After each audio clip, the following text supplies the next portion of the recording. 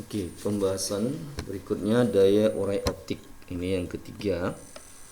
Nah, sebenarnya tadi kan kita udah bahas di fraksi pada kisi itu ada dua. Nah, ini sebagai bahan tambahan aja ya, daya urai alat optik atau optik. Ya, ini adalah kemampuan sebuah lensa untuk memisahkan bayangan dari dua titik yang terpisah satu sama lain pada jarak minimum. Ya, ini dapat kita ibaratkan seperti kita melihat di televisi atau kita lihat nonton TV. Ada itu kalau kita amati nanti mobil yang lampunya dia pertama kali belum bisa dipisahkan, lama kelamaan terpisah jarak antara lampunya. Ini berarti kan ini kemampuan lensa untuk memisahkannya ini. Inilah disebut nanti di sini daya urai optik di sini. Oke. Nah, kita bisa buatkan persamaannya aja langsung, yaitu D sama dengan 1,22 kali lambda kali L per D.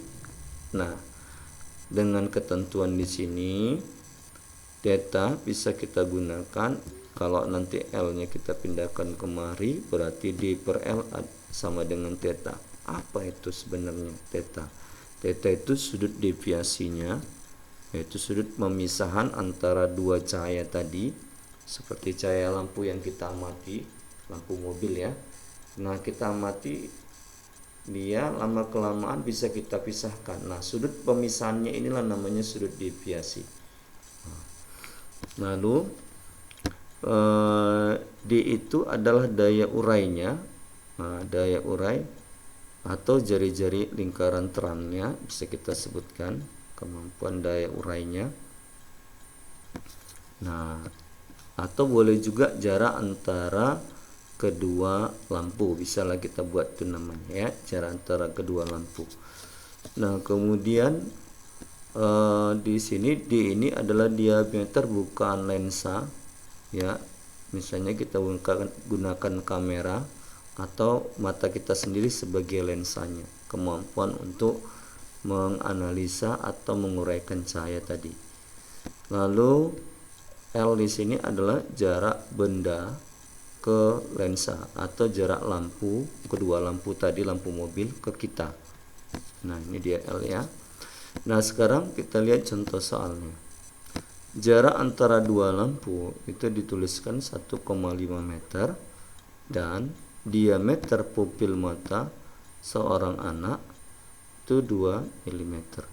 Jika panjang gelombang cahaya yang dipancarkan kedua lampu tersebut rata-rata 5.500 Armstrong, berapakah jarak mobil maksimum supaya nyala lampu itu masih bisa dipisahkan oleh mata?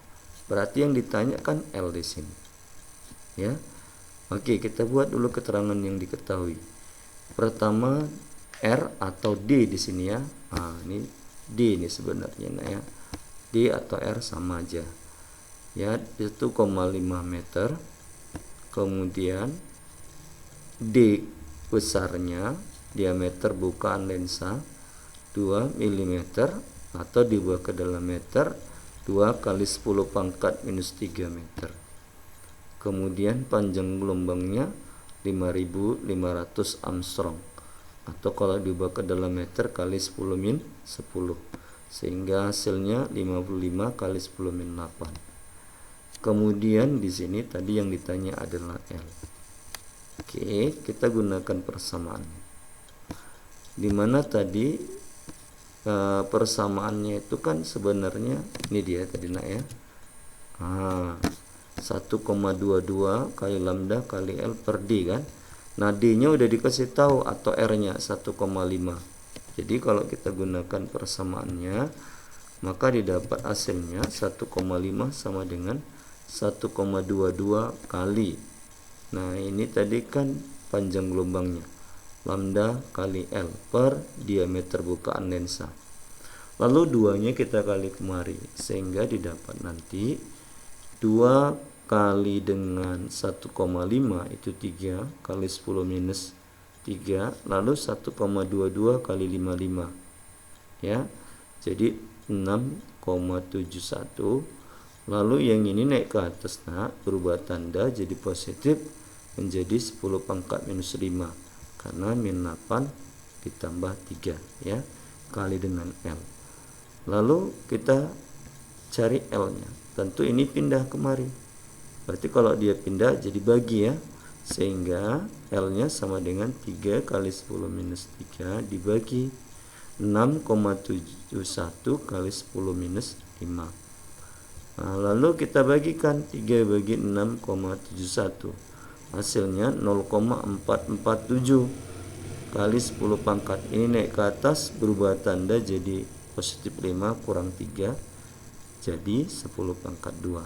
Kalau kita kalikan ini ubah jadi 100, maka geser koma 2 langkah sehingga L nya menjadi 44,7 cm. Nah, yang berikutnya kita bahas adalah tentang polarisasi cahaya. Apa itu polarisasi cahaya? Polarisasi cahaya adalah gelombang cahaya yang hanya memiliki satu arah getar tertentu.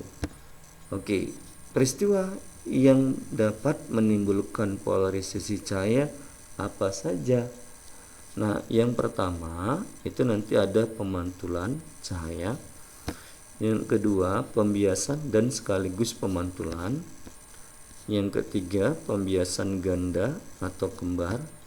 Yang keempat, absorpsi selektif. Dan yang kelima, hamburan. Oke, yang pertama kita bahas dulu pemantulan cahaya. Di sini kita gunakan cermin. Lalu kita gunakan cahaya yang tidak terpolarisasi.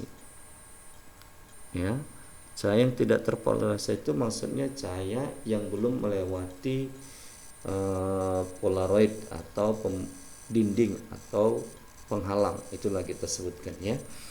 Nah, begitu cahaya ini mengenai dinding, maka kita buat dulu normalnya, maka dia akan mengalami polarisasi. Ya, nah polarisasi yang muncul artinya gini, cahaya tadi kan kalau kita buat ini maksudnya lambangnya ini cahaya tersebar merata ke segala penjuru. Ini lambangnya. Begitu dia kena pantul maka dia hanya terarah pada satu arah aja.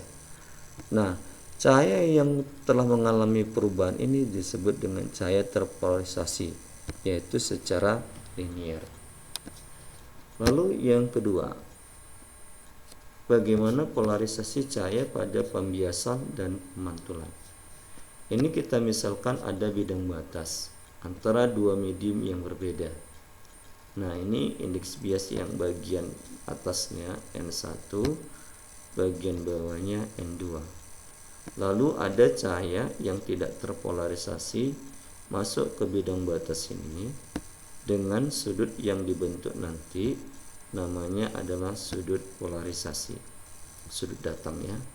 Maka cahaya ini nanti sebagian akan dipantulkan, sebagian lagi akan dibiaskan. Nah, sudut pantulan tentu sama dengan sudut datangnya, yaitu sebesar IP ya, dan cahaya yang dibiaskan akan membentuk sudut namanya sudut bias yang besarnya adalah R.